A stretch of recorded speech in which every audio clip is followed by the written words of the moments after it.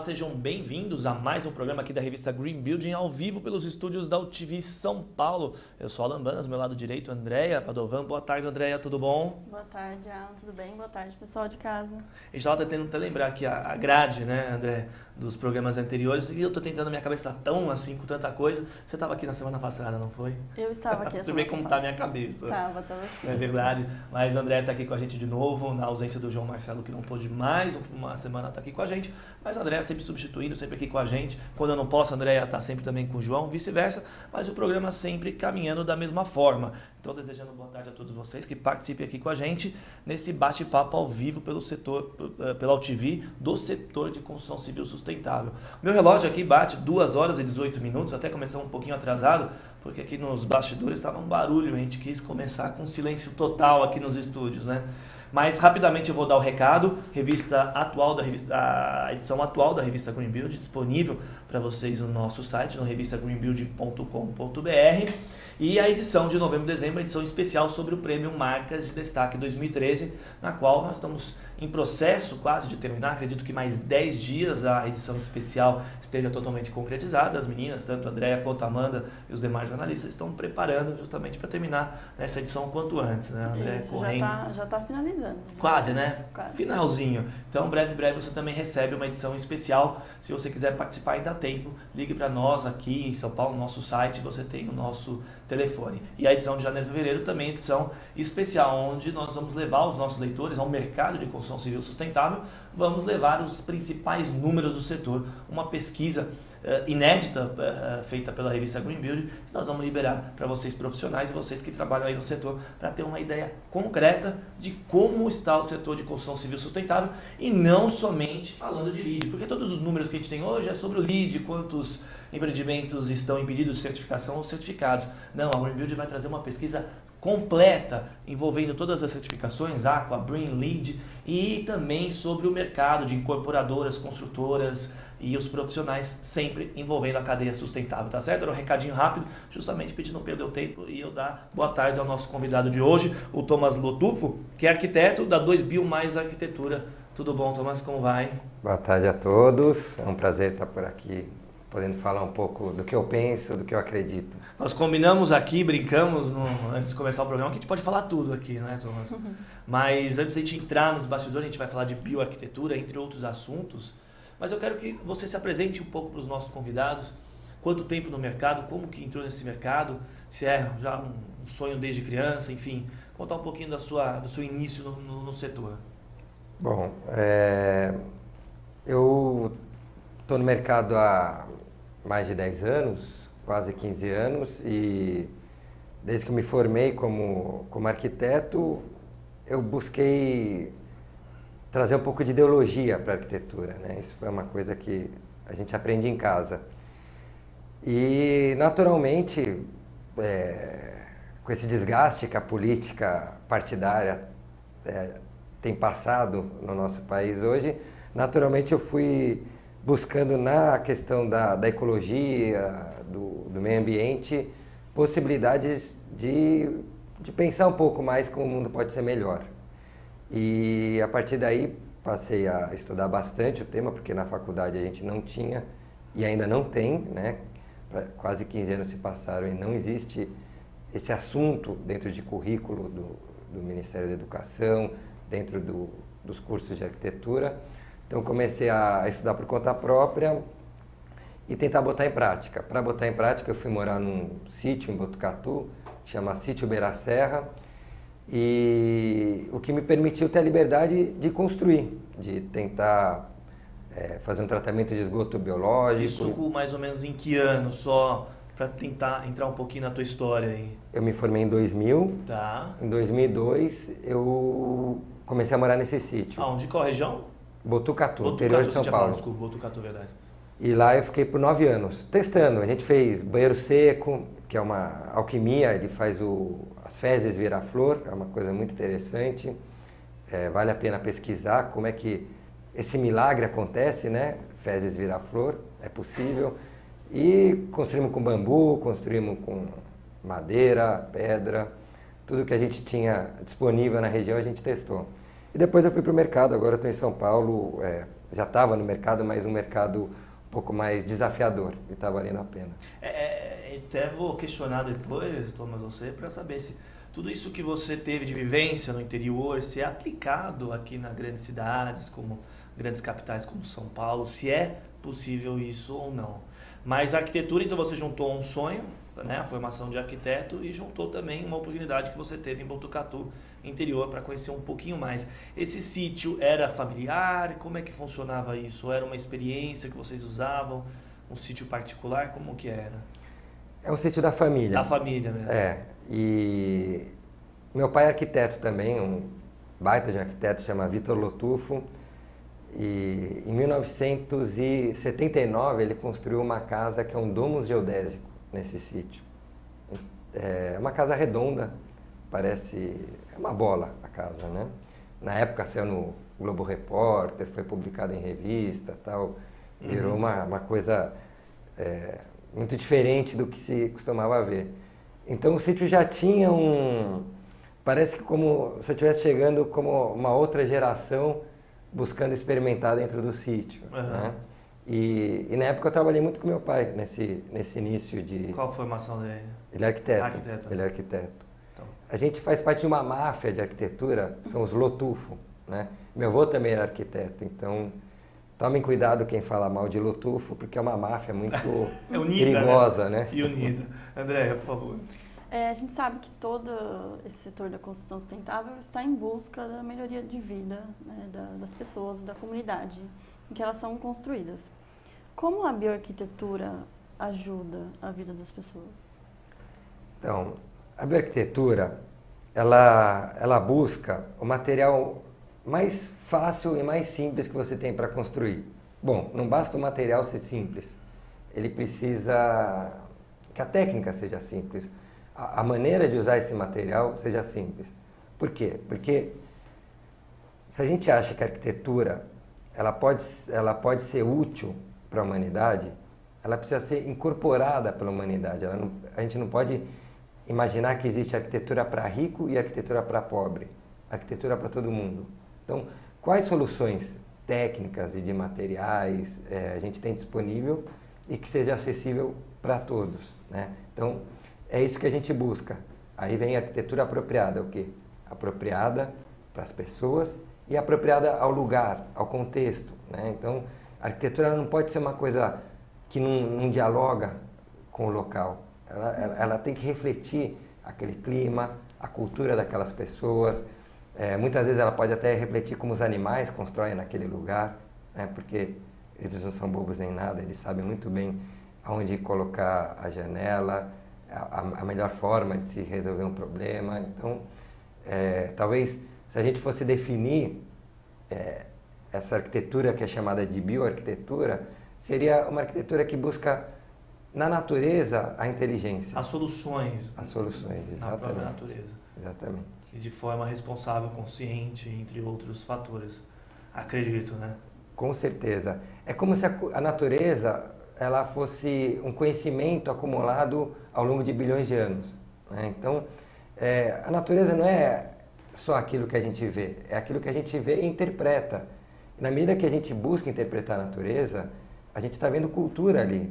A cultura de como toda a vida resolveu seus problemas tentando se adaptar ao meio ao longo de bilhões de anos.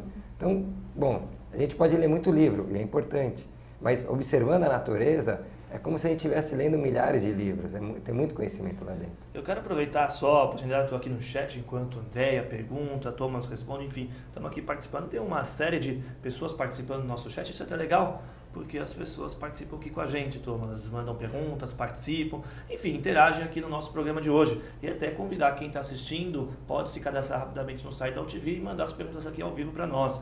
Tem o Edgar Baldo é velho, conhecido, inclusive ele estava ali trocando mensagens com a Juliana, a apresentadora anterior aqui ao programa da Green Building. O Rodrigo está por aqui também, está também o Adriano, enfim, um grande abraço para todos vocês que estão participando aqui com a gente e deixar aberto para que vocês interajam aqui conosco. Para dar continuidade aqui ao nosso programa, falando um pouquinho do teu mercado, um pouquinho do nosso mercado também, Thomas. Como é que você vê o atual momento da arquitetura? Você tem uma experiência, você tem aí a família Lotufo, gosta do verde, tem essa interação. E isso a gente vai falar bastante das soluções, o que a gente tem foto para mostrar também. Mas como é que você vê a arquitetura de 10 anos para cá, essa arquitetura atual um pouco mais consciente ou sustentável? Você acredita nela ou acha só que é simplesmente um rótulo? Resumindo, como é que você vê essa arquitetura atual das grandes cidades? Bom, a arquitetura das grandes cidades está carregada de problemas, né? Alguns problemas a gente cometeu porque a gente não sabia que eles existiam. Hoje a gente conhece os problemas e a gente tem que tomar muito cuidado em não repetir problemas que já foram praticados, né? A arquitetura que tem um monte de nomes, sustentável, ecológica, bioarquitetura. Bom, essa nossa vontade ideológica e nosso, talvez um desespero de vamos consertar as bobagens que a gente fez, né? Ela vem crescendo, de fato, nos últimos 10, 12, 13 anos, assim, desde que começaram a sair as evidências científicas de aquecimento global, né? No Brasil em particular, também no mundo, a gente teve a Eco 92, que da Eco 92 saiu uma Agenda 21, com uma série de diretrizes para a gente impactar menos o ambiente, mas ela não teve tanto efeito na construção como as questões do aquecimento global trouxeram, né? Uhum. Porque a construção é um dos grandes vilões. Então, todo mundo começou a se mexer. Mas a gente está usando, eu acredito, a mesma mentalidade que criou os problemas, tentando consertá-los, né? Então, o edifício, ele tem atualmente praticamente uma fachada verde, né? Então, eu acho que a gente ainda tem que ir mais fundo na questão. E já agradeço a oportunidade e a existência desse programa para levar esse debate para a internet, para a televisão, porque está muito superficial. A gente precisa ir mais fundo. Não adianta muito que pintar fazer de verde. ainda. Tem Com muito certeza. trabalho. Muito Deixar trabalho. menos rótulo, mais ação. Exatamente. E o conceito, né, da bioarquitetura, como que ela está desenvolvida no Brasil e no mundo?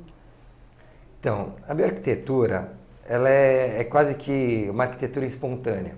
Então, arquitetos e não arquitetos, preocupados com a situação emergencial que o planeta se encontra em relação à construção, começaram a pensar, bom, um dos problemas da construção é que depois você destrói, você não tem o que fazer com ela. Ela não é orgânica, ela não entra dentro de um ciclo que permite com que a vida transforme aquilo em outra coisa, né? Então, a gente pega alguma coisa que está dentro de um ciclo e tira do ciclo e depois não volta mais. Então, essas pessoas preocupadas em fazer com que a construção tivesse dentro de um ciclo, tem William McDowell, que escreveu um livro muito interessante que chama Do Berço ao Berço, né? Ela sai de um berço, como voltar para o berço. As pessoas passaram a discutir arquitetura biológica, uma arquitetura que tenha vida, uma arquitetura que entre dentro de um ciclo biológico. Começo, meio e fim ou sem fim, com longa duração? Como é que você define isso? É interessante que quando a gente pensa em ciclo, é começo, meio e fim, mas é também sem fim. Porque é espiral. É um ciclo, você fala, né? Ele tem dado uma continuidade. E é interessante que a arquitetura dure o quanto mais, né? Até mesmo para que evite mais desmatamentos, mais danos à natureza. Tem todo esse pensamento. Exatamente, exatamente. E aí o material, ele é um dos elementos fortes na questão da bioarquitetura em função disso, de entrar nesse ciclo com início, meio e fim, e esse ciclo eterno, né? Porque o material é quem te permite essa ciclagem. Bom, mas o material ele não pode ser tão processado quanto ele é atualmente. Porque se você processa, você transforma as características dele e pode acontecer de ele sair do ciclo que ele poderia ter, né? Então, sempre que a gente processar o material, o que é importante fazer, né? Eu não sou contra o processamento de material, mas sempre que a gente processar o material, a gente tem que pensar no resultado e se esse resultado permite que ele entre num ciclo de vida para depois que aquela construção deixar de fazer sentido ou for demolida, ele poder se transformar em alguma outra coisa. Por favor. E o material utilizado depende muito do ambiente, do local que vai ser construído, né? Mas Sim. tem alguns exemplos mais comuns usados, alguns materiais?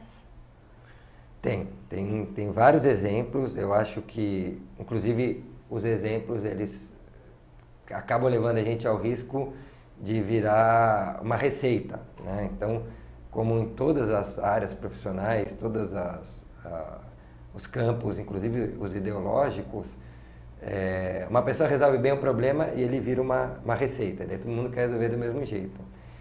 E como a gente falou no início da conversa, a questão da natureza, da interpretação da natureza, é preciso que se interprete, né? Então, vou dar o exemplo da terra.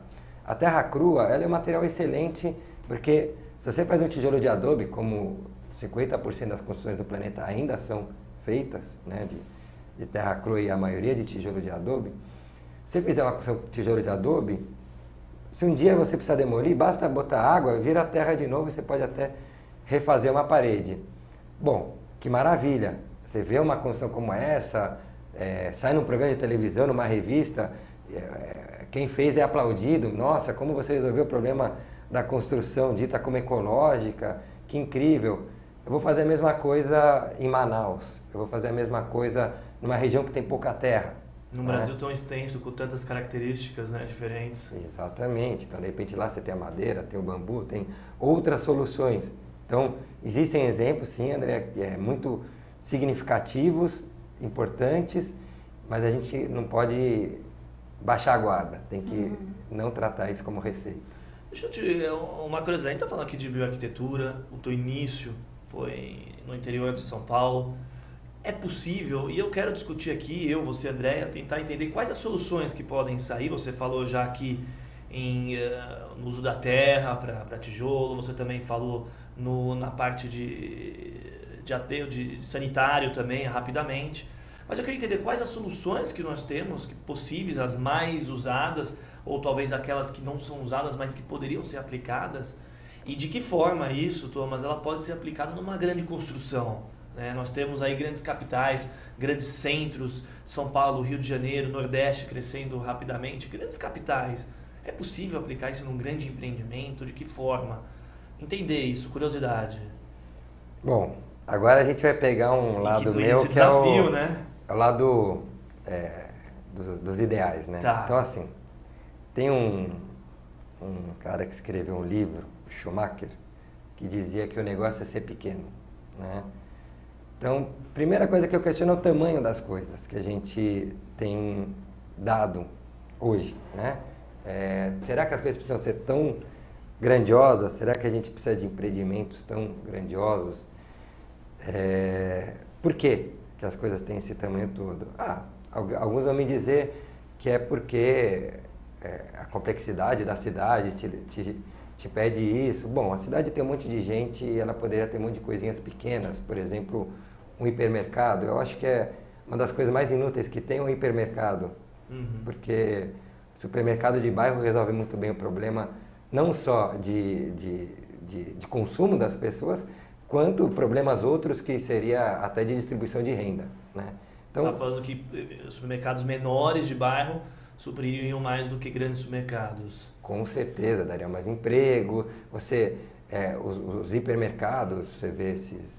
Bom, não vou falar nome de marcas, mas que trazem... a marca é da França, então trazem produtos quase que exclusivamente franceses. Mas então... aí a gente já está entrando num assunto num país capitalista, num mundo praticamente capitalista, né? Muito bom. Onde é difícil, né, lidar com situações. Aí você entra naquela parte, o idealismo, né, a sua vontade, com a realidade, assim. Concordo, se a gente for analisar, separar isso em partes, em membros, assim, a gente consegue pensar dessa forma. Mas como aplicar isso, né? Tá, então vamos lá, como aplicar? Então, a primeira coisa que eu queria deixar claro é que a gente não vai resolver o problema com a mesma mentalidade que a gente construiu o problema. Essa mentalidade, ela é capitalista, né? Então, socialista também causa esse monte de problema. Então, não é uma questão de sistema político, mas é uma questão... Enquanto a gente achar que acumular riquezas vai resolver o problema, a gente vai continuar indo para o buraco, né? Então, vamos partir desse pressuposto. No mundo que a gente tem hoje, como resolver, né? O que a gente pode fazer? Eu acho que a gente precisa investir no pequeno, né? Dentro desse sistema capitalista. Então, eu vou dar um exemplo do programa habitacional do governo, né? Esse chamado de Minha Casa e Minha Vida, né? São casas precárias que vão exigir manutenção para a população com muita rapidez, né? E que tem um problema urbano que não permite que as pessoas vivam naquele espaço pelo ponto de vista de infraestrutura urbana, etc, etc, etc. Então, por que um programa como esse não poderia ser pensado de uma maneira descentralizada? Dentro de um mundo capitalista, dentro de um programa de aceleração, de crescimento, dentro de uma cidade como São Paulo, né? Por que a gente não olha para cada bairro da cidade e discute dentro do bairro o que pode ser feito? Você está falando isso na visão de arquitetura. Exatamente. Que pode ser desenvolvido, não perdendo ali o foco de arquitetura, é isso? Exatamente. Quer dizer, então, nessa coisa da escala, uma coisa que é muito grande, que é o Minha Casa e Minha Vida, concentra-se a construção de casas em alguns territórios, geralmente periféricos, um monte de casa, com essa visão de fazer coisas grandes, porque o problema é grande e tal. Se você descentraliza a solução, a resposta ela é muito melhor dentro dessa realidade que a gente vive hoje, né? Então, se eu vou resolver um problema de habitação no centro, eu vou descobrir que tem um monte de prédio vazio no centro. Então, eu posso levar as pessoas para esse prédio vazio. Se eu vou resolver esse problema num lugar mais afastado, eu vou discutir com a população como a gente vai construir as casas daquela população. E a gente vai construir a casa dessa população. Então, eu acho que um dos caminhos é a descentralização. Eu volto para o Schumacher, o negócio é ser pequeno. A gente pode, dentro desse sistema, tentar descentralizar soluções. Outro exemplo, sistema de tratamento de esgoto, né? Você pode tratar o esgoto de maneira descentralizada. Hoje ele é todo centralizado em grandes estações de saneamento, né? Então, boa parte do esgoto de São Paulo, por exemplo, vai lá para Barueri. Então, você pega a água do extremo sul e leva para o extremo oeste. A água tem que ser elevada diversas vezes, o esgoto também, para poder ser tratado em Barueri. Por que não se pensa quais são os espaços que estão disponíveis na cidade para que se façam pequenas e descentralizadas estações de tratamento, e aí se torna possível que ela seja mais biológica do que ela é hoje. Essa seria mais uma bioarquitetura, seria mais para esse... Exatamente. Agora, pensando pelo ponto de vista de material, a minha casa, por exemplo, que é aqui em São Paulo... Cidade capital, no Butantã, tá. Eu vi que era inviável construir com terra. Não tem como você construir uma casa dentro de São Paulo com terra. Por quê? Porque, primeiro que ninguém vai te entregar terra na tua porta. Se for entregar, você vai pagar muito caro, né? E se entregar, você não vai ter onde colocar. Então, bom, o que eu utilizei? Utilizei um monte de madeira que o pessoal joga fora, tal, e tentando aproveitar matéria de demolição também. Bom, um estudo em cima da minha realidade, né? Agora, você pode me perguntar, tá, então você já me deu um exemplo da questão de habitação social, da questão de saneamento e de uma casa, uma unidade residencial de classe média, que seria a minha realidade. E, talvez, no início da pergunta, e aquele grande edifício na Berrini, o que a gente faz? Boa pergunta, o que a gente faz com esse edifício? Será que é esse o caminho? É uma pergunta que você está devolvendo. Será que é esse o caminho? Pode não ser como pode ser. Vamos ficar aqui em cima do muro. Sim. Mas eu quero entender, até mesmo em cima do muro, para que eu possa descer e falar, olha, concordo com você ou não concordo com você. Mas tentar entender se existem essas alternativas, o que eu estou tentando buscar é se existem esses tipos de alternativas que são usadas numa casa de interior ou na sua casa, como foi o caso da região ali do Butantã, que podem ser aplicadas com esse estilo de arquitetura, ou isso é praticamente inviável, porque aí eu consigo talvez te responder e falar assim, olha, é provável, é o caminho, você consegue utilizar a bioarquitetura também em grandes empreendimentos. E Andréa, por favor, se quiser entrar aqui, que a gente entrou num assunto, Andréa, Por favor. Bom, eu acho que é bacana, justamente isso vale muito para o arquiteto, não seguir a bioarquitetura como um estilo, né? A bioarquitetura como uma ferramenta para se resolver problemas numa escala menor, né? Para resolver o problema de grandes empreendimentos, existem outras maneiras de resolver. Dentro dessa linha de raciocínio que é bastante ideológica, é difícil resolver o problema dos grandes empreendimentos. Aí eu acho que precisa de um aporte tecnológico, precisa se usar materiais processados, na maioria dos casos. Você tem que entrar numa lógica de importação, você tem que trazer muita coisa de fora, você tem que entrar dentro do que o sistema que construiu essas coisas grandiosas, que são os empreendimentos, exige, né? Aí você não consegue utilizar a bioarquitetura. Na verdade, eu tentei fazer uma provocação em cima dessa questão, mas eu acho que não dá para aplicar em grandes empreendimentos. Andréa. Eu queria tirar um pouquinho o foco dessa ideologia e perguntar para você o que é a permacultura. Agora é mais ideológico ainda, brincadeira. Assim. Não, porque permacultura ela é uma palavra que é uma composição entre cultura permanente, né?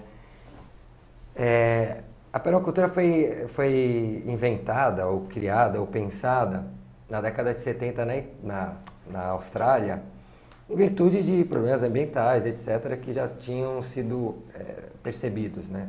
Na década de 70 a gente tem toda a movimentação dos hippies, tem toda uma história no mundo que foi talvez o primeiro choque da sociedade com a política, tentando reivindicar soluções para a paz, para uma série de questões militares e para a questão da ecologia, né?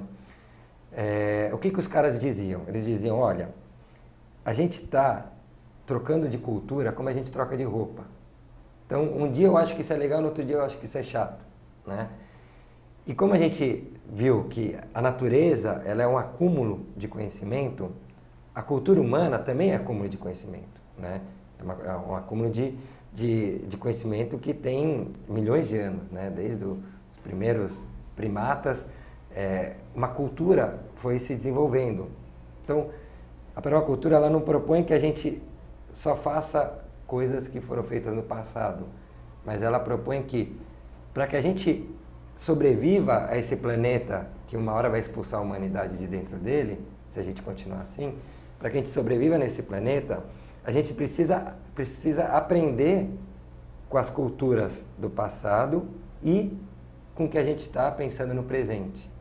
Aí a gente vai garantir a nossa permanência. Então, a permacultura propõe uma cultura da permanência. Aí vem a palavra permacultura. Só que ela é super técnica. Isso aí parece uma coisa meio filosófica, tal. Ela tem um aporte filosófico. A boa técnica é aquela que tem um aporte filosófico, mas ela trabalha com uma metodologia de projeto de assentamentos humanos sustentáveis, né? Então, a permacultura ela tem essa filosofia, mas trabalha com uma metodologia de projeto para assentamentos humanos mais sustentáveis. Por trás dessa metodologia tem a maneira que sempre se fez para resolver os problemas ambientais, estar adequado ao meio das comunidades tradicionais e soluções que a gente tem hoje, né? É a união de várias soluções. Eu queria até aproveitar, eu passo uma enrolação de 10 segundos aqui, até mesmo porque o Switch consiga preparar algumas fotos, nós temos algumas fotos para ver, e até solicitar para o Switch liberar essas fotos e deixar o áudio aqui para nós. E o Thomas vai nos informando o que é cada foto e vamos comentando. Qual que é esse daí? Nós estamos vendo uma casa bem antiga, antena, do que se trata? Bom, a gente... Vamos voltar aqui, por favor, a foto do isso. 2011, o Marcelo Rosenbaum convidou eu e o outro arquiteto, Henrique Pinheiro, a um desafio no Piauí, em Várzea Queimada. É uma das regiões mais pobres do Piauí, que é um dos estados mais pobres do Brasil. E o Marcelo ele tem um projeto que chama A Gente Transforma, que é para você por meio do design de objetos, você poder melhorar a condição de vida de uma comunidade pobre. Ele já fez isso numa periferia aqui de São Paulo, já foi para o Acre, e nesse ano a gente estava no Piauí, né, tentando trabalhar essas questões. Bom, ele e outros designers ficaram com a comunidade, uma comunidade que trabalha com a carnaúba, com borracha de pneu muito bem, tentando, a partir do que eles utilizavam para fazer artesanato, como desenvolver produtos, e esses produtos entrarem no mercado de comercialização disso em vários centros e gerar renda para a comunidade. Bom, o desafio que o Marcelo deu para mim e para o Henrique é, olha, a gente quer convidar 15 estudantes, vocês dois e 15 estudantes projetarem e construírem em 15 dias algum benefício para a comunidade que tenha como premissa as questões da permacultura, né, que é o que a gente estava conversando há pouco. Aí foi feita uma seleção de 200 estudantes do Brasil inteiro, eles mandaram vídeos, textos, foram selecionados os 15 estudantes e a gente foi lá para Várzea Queimada discutir com a comunidade o que era necessário para eles e que a gente poderia construir junto com a comunidade, né? Então, aquela primeira foto que Vamos ver a foto aparece, para que as pessoas possam acompanhar. Essa foto é nesse mesmo... Aí estão os estudantes, Tá, né? os estudantes, certo. E foi o espaço que a gente diagnosticou como o melhor para fazer um benefício para a comunidade. Terrenão reto, né? Tem ali uma casinha no fundo, né? Então, aquela casinha é uma antiga lavanderia. Tá. Né? A lavanderia nunca funcionou porque nunca foi levado água para a lavanderia. Essas coisas malucas lavanderia particular ou da comunidade? Comunitária. Uma lavanderia comunitária. Então ela nunca foi fotos. utilizada, se degradou e a área ficou degradada. Então o que a gente pensou? Vamos utilizar essa lavanderia, melhorar ela e construir alguma coisa nesse espaço. Né? Aí a gente foi para a comunidade perguntar, o que vocês querem? Vocês concordam que esse espaço é o mais adequado? E a comunidade falou, sim, esse espaço é nosso, não está sendo utilizado, a gente concorda. E a gente quer um lugar para produzir esses objetos que a gente está tendo a capacitação, está sendo capacitado a desenvolver. Uma cooperativa. Né? Uma cooperativa, que a gente chama de troca das possibilidades. Tá. Então, nesse espaço eles iam produzir os objetos a partir da carnaúba e da borracha de pneu, geralmente de caminhão. Vamos ver as fotos, né? As demais. E aí a gente foi desenvolvendo o projeto, apresentando para a comunidade dando sinais de que sim, de que não. A própria comunidade trabalhando na obra. E a gente convidou a comunidade para trabalhar, teve um processo de mobilização muito interessante. Olha que bonitinho, diferente do que a gente viu nas primeiras fotos, né? Exatamente. É um tijolo especial, desculpa, eu vou perguntando porque vai me tirando essa curiosidade. É um tipo de tijolo com a terra, este não, acabou... Então, a gente queria fazer com adobe, obviamente, Tá. Só que a gente tinha 15 dias, não ia dar tempo de fazer o desafio adobe e Tá. construir com adobe. Então, aí é uma cisterna de ferro-cimento para coletar água da chuva. Certo. Eles têm problemas, tem ano que nem chove. Legal. Né? Então, o tijolo que a gente utilizou era o tijolo da região, infelizmente Olha que bonitinho. queimado. A gente fez essas cúpulas. O que é essa cúpula primeira ali? É um coretinho, foi só um espaço brincadeira. pequenininho. Esses pilares, eles lembram o desenho da carnaúba. A carnaúba ela cresce torcendo. A folha vai caindo e fica um espinho ao longo do caule, né? Então, a gente fez esses pilares em homenagem à carnaúba, tendo essa referência da natureza. As portas foram todas feitas com o talo da carnaúba, aquela ventilação em cima. Aberto, né, ali. Por causa do calor. A gente fez portas de abrir, que daí elas viram sombra, ao mesmo tempo que você abre, sombreiam a lateral do edifício, tudo com talo de carnaúba. Olha a sombra, que beleza, usando um mínimo de material. Que sobe, né? Exatamente, com cordinha de varal, porque era o que a gente tinha lá. Então, tudo muito simples, mas no centro tem uma madeira aí que é a canela de véia, que eles usam para fazer cerca, prender cabra. Tá mostrando que com simplicidade, com produtos da própria região, você consegue desenvolver coisas interessantes, né? Exatamente. Parquinho, que era... A proposta era as crianças estarem próximos das mães, senão as mães não iriam lá trabalhar. Né? Então, a gente tentou criar um repertório de soluções para que, ao mesmo tempo que a comunidade ia aprovando essas soluções, a gente não quis introduzir nada que eles não aceitassem, né? Algumas soluções que umas faziam parte do repertório deles e outras não, né? E como que essas soluções poderiam contribuir para o desenvolvimento de outras habitações, de outras edificações lá. E o grande barato é que a gente está em 2013 e esse espaço está sendo super utilizado. Tem gente da comunidade que usa o Facebook, aí você vê a mulherada lá construindo. Eu ia perguntar se já tinha voltado, né? Mas o Facebook, ele pode ligar até o Piauí. Nós que estamos aqui quase lá embaixo. E assim, tem 4, 5 casas com internet, não é uma coisa comum, mas eles vão lá e colocam as coisas no Facebook. E é isso, tá sendo super utilizado, que eu acho que não adianta a coisa ser bonitinha, ser ecológica, se as pessoas não usarem, né? Então, precisa ser funcional. Exatamente. Andréia. Esse projeto ele tem um cunho mais social, né? Você tem algum exemplo, assim, rapidinho, tem um outro lado, assim, não para a comunidade, talvez mais comercial? Tem.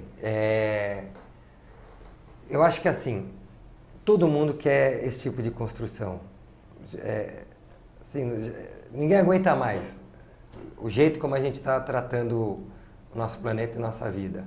Então, você pode trabalhar isso para comunidades, que vai ser muito utilizado, e você pode utilizar isso comercialmente. Eu sou procurado constantemente, eu tenho muitos projetos de residências particulares, algumas construções educativas, como uma escola, alguma coisa um pouco maior.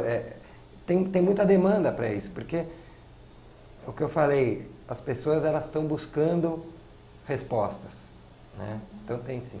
Que bacana. Eu queria, aqui passa muito rápido o nosso programa, né? Aqui já são praticamente 5 para as 3, e aí eu queria agradecer a tua participação, Thomas, e é interessante que nesse bate-papo aqui que nós tivemos, mostrando aos nossos leitores, internautas, telespectadores, que é possível, né, a gente fazer uma arquitetura simples utilizando, né, materiais, mão de obra local, justamente para alavancar e mostrar que nem sempre é necessário trazer de mais de 800 quilômetros de distância, de trazer coisas, né, fabricadas longe, enfim, utilizando, né, a biodiversidade da região. Queria agradecer a tua participação. Eu que agradeço vocês, a UTV, o espaço, e deixo esse recado que eu acho que é fundamental. Precisamos pensar em soluções pequenas e úteis, ou melhor, simples e úteis. Vamos, todos nós, descer um pouco do pedestal e olhar um pouquinho mais o simples, que tem muita coisa bonita que dá para fazer. E aqueles talos de canaúba deixaram isso bem claro, né? E deixar aberto aqui o canal da UTV, deixar também aberto o espaço da Green Build, justamente porque você traga mais os seus projetos, projetos da sua equipe, para que a gente possa mostrar essas soluções, mostrar essas coisas diferentes. E deixar esses segundos, minutos finais para você deixar contato, site, enfim, para quem quer procurar o Thomas e a equipe. Bom, o meu site é bem fácil, é bioarquiteto.com.br, e pelo site você pode fazer contato comigo, tem telefone, e manter esse diálogo. Eu gosto muito de conversar, eu acredito nesse caminho, então eu quero passar tudo que eu sei, tudo que eu aprendi nessa experiência profissional. Então eu estou à disposição de todo mundo e mais uma vez agradeço o espaço. Recado dado, Thomas, obrigado mais uma vez. Andréia? Obrigada, Alan, obrigada, Thomas, pelo programa, e até a próxima, pessoal. Pessoal, agradeço em nome do nosso convidado André também, em nome de todos da UTV, agradeço a presença de vocês, o bate-papo, Edgar, Rodrigo, enfim, o Adriano, o pessoal que estão aqui no chat, não só falando de construção sustentável, mas também falando de gostos e afins e coisas de interesse pessoal. Mas agradecer a participação de todos vocês, lembrando que toda segunda-feira, às 2 horas da tarde, o programa da revista Green Build é ao vivo aqui. A sua participação é muito importante, mas se você perdeu o programa, você pode acessar tanto o site da emissora quanto o site da revista Green Build, revistagreenbuild.com.br, para ter acesso aos programas anteriores. Então tenha uma ótima semana, um grande abraço, tchau, tchau.